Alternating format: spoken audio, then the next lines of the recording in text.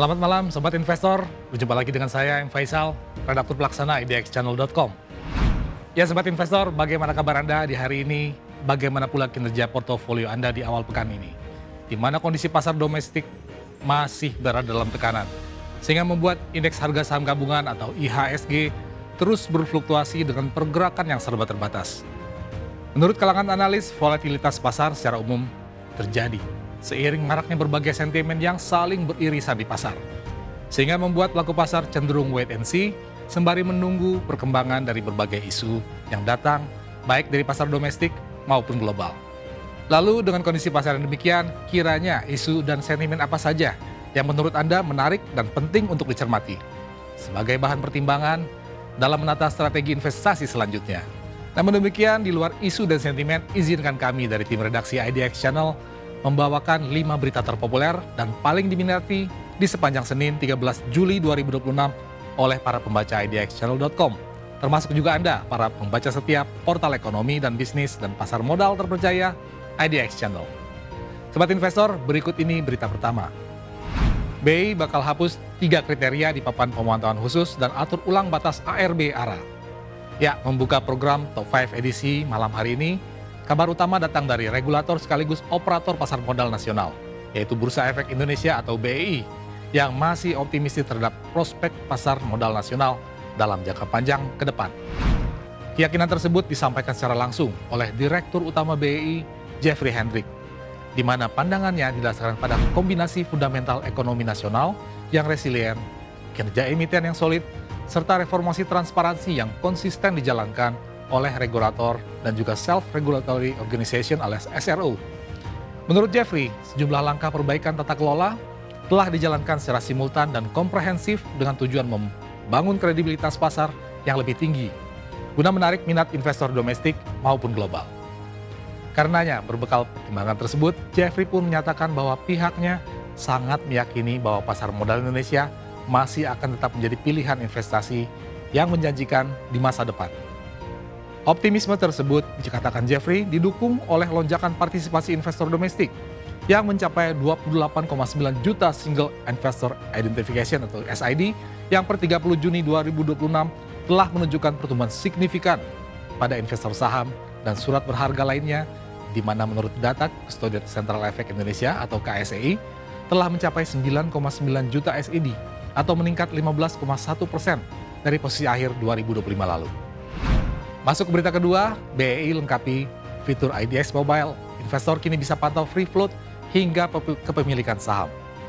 Selanjutnya kita masuk ke berita kedua, di mana kita masih akan membahas terkait kabar terbaru dari BEI yang baru saja telah melengkapi fitur yang tersedia dalam platform IDX Mobile sebagai bentuk penguatan infrastruktur digital demi meningkatkan transparansi pasar modal nasional secara keseluruhan.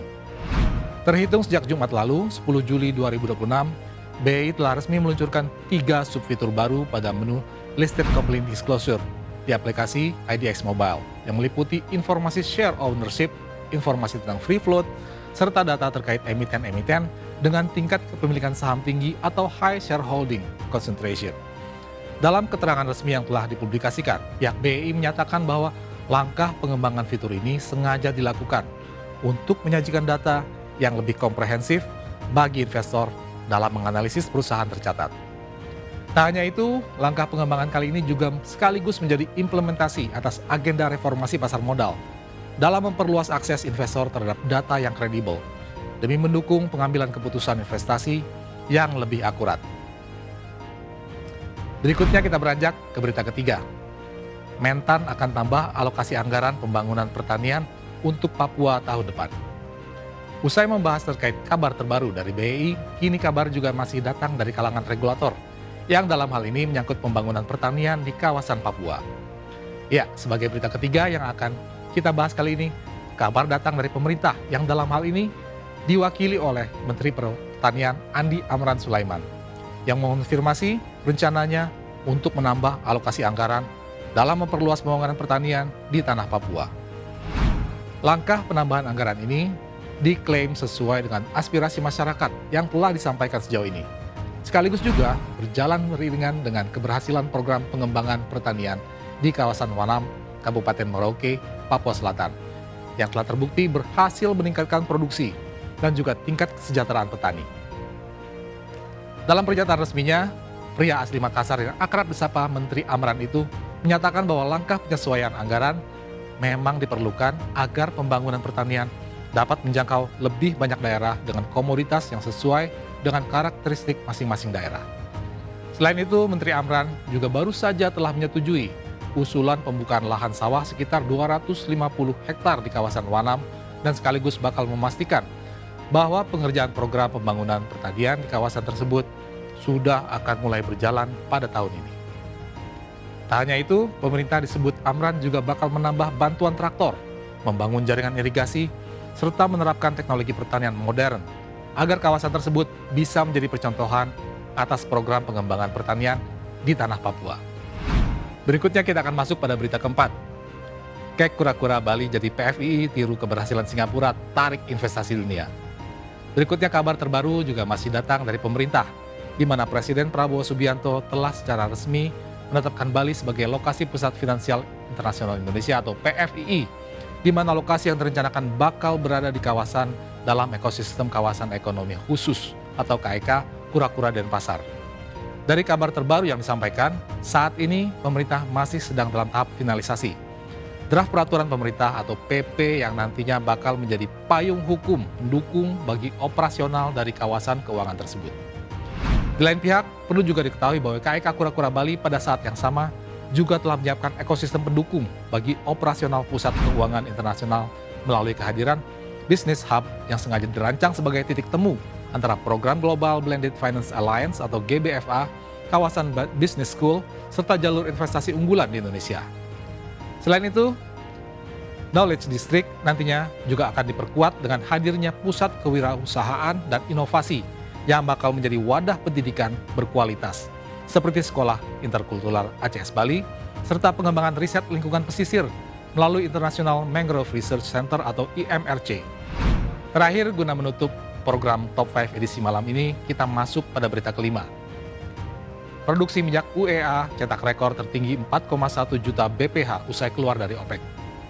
Kini kita sampai pada berita terakhir, di mana kabar terbaru datang dari Uni Emirat Arab atau UEA yang dilaporkan mengalami peningkatan produksi minyak mentah hingga mencapai rekor tertinggi sepanjang masa pada Juni 2026 lalu, di mana disebutkan bahwa pihak Abu Dhabi bergerak lebih agresif daripada produsen teluk lain demi memulihkan pasokan yang terganggu oleh perang Iran.